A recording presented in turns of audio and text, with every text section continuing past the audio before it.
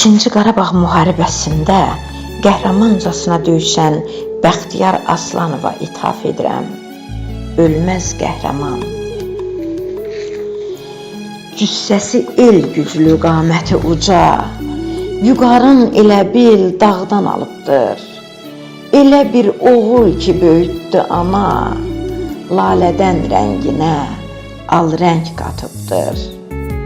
Bir yanı Şuşalı olsa da onun, o əslən bu yerli Naftalanlıdır.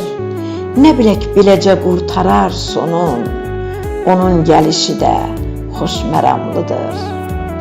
Dinləyir yarpağın xışıltısını, qaranlıq gecənin pıçıltısını, sanki qaranlıqlar udur bu səsi, onunsa gizlicə gəlir nəfəsi. Hər ağac kabus tək girir könlünə, dalbadal atəşlər açırdı yenə, heç zaman olmazdı onun qorxusu, ərşə dayanardı onun yuxusu.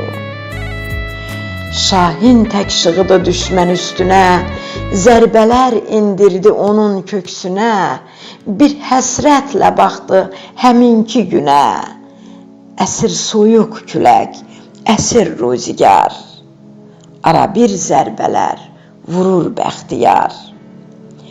Dedi yüksəkliyi biz almalıyıq, ölüncə zirvədə biz qalmalıyıq. Onlar yüksəkliyi tərk etmədilər, döyüşə-döyüşə əldə etdilər.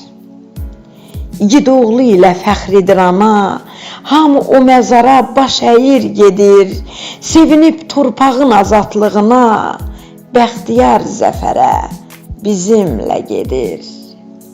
Nəfəsi od qoxur, əlində silah, onun dözümü var, dəyanəti var. Belə igid oğul ölməzdi valla, demək ki ölübdü, ölməz Bəxtiyar. Demək ki ölübdü, ölməz Bəxtiyar.